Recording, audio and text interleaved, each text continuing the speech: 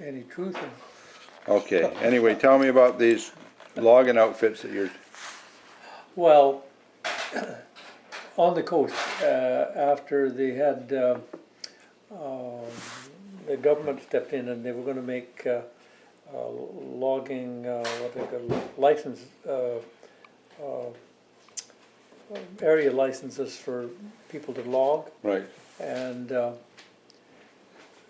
so a whole bunch of I'll be people, back in a remember second. Joe Ivasenko? Oh, yeah, I He remember, up in- yeah. And her brother Mike, and they were logging up the coast, they would bid on a piece of land and, log, for logging. Oh, I didn't know Joe was a contract logger, yeah. Oh, yeah, he did everything. He was doing And, everything. what they would do, they would go in like coastal stuff, Yeah, in the, among the islands, Thurlow Island, and far, initially they logged not far back from the beaches because those tightliners couldn't reach too far back. oh, I see. Then they're going further back, and then they started building roads. Mhm. But these little companies would spring up, and they were, they would throw up a camp, you know, maybe some shanties, and bring in a crew, and nobody told them what to do and what they couldn't do, you know. No safety and health There then, was no safety, health issues, tax, and the parameters of the logging claim were pretty loose. You know, if there were big logs over there, well, they got those big logs too, yeah, you know. And so they made quite a lot of money, these guys. They called them chippos. yeah, And they'd dump the logs in the ocean and get them, they boomed them, flat boomed, mhm, and they lost a lot of logs flat booming. yeah, But, so then they went to bunch bundle booming, yeah, and they didn't lose too many, and then the bigger companies put on barges, you Yeah. know, and the barges, yeah, the first barge was, Mac Blow, or one of the big, biggies.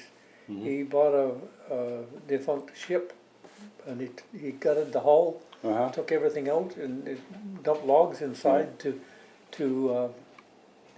yeah, all transport logs without losing them.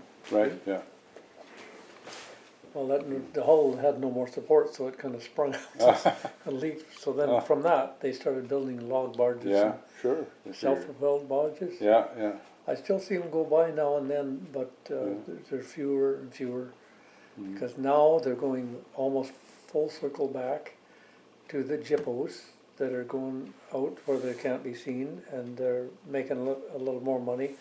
And they'll buy an old barge, just a regular barge, and they put a machine on one end. The Oh, I see. machinery is getting better now. yeah, Initially, they just had an old cat, you know, yeah, with cable blades, and they Yeah, weren't yeah. hydraulic. And, uh-huh, they struggled.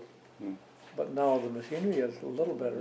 mhm, But and I see logs now, they're starting to go back and forth. And I see the bundle booms are back. They're Yeah. booming again. You know, Wow. So, but where the wood is all second growth, and it's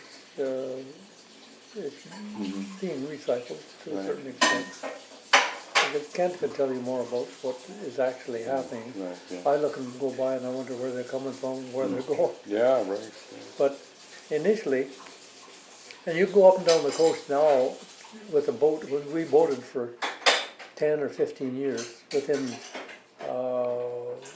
within a 50, 100 mile radius of Campbell River. Mhm. And you see these Yeah, remnants of the old log shows. right, yeah, They'd have a that and slip. fishing camps, Yeah. canneries, yeah, Yeah, well, the canneries, Yeah. but then after the canneries came the logging camps. oh, I see, And they'd take advantage of, if the cannery had left a good pier, well, they'd use the pier. Oh, Otherwise, I they'd see. find a deep spot and they'd put a brow log in where they could dump logs, mhm, and Mm. you can see evidence of them all and down, up and down. yeah. Now those places Yeah, are gone, and we have the fish farms. yeah, Fish farms on this coast. fish farms and whale watching, Oh man, every little you see. boy, that's loud.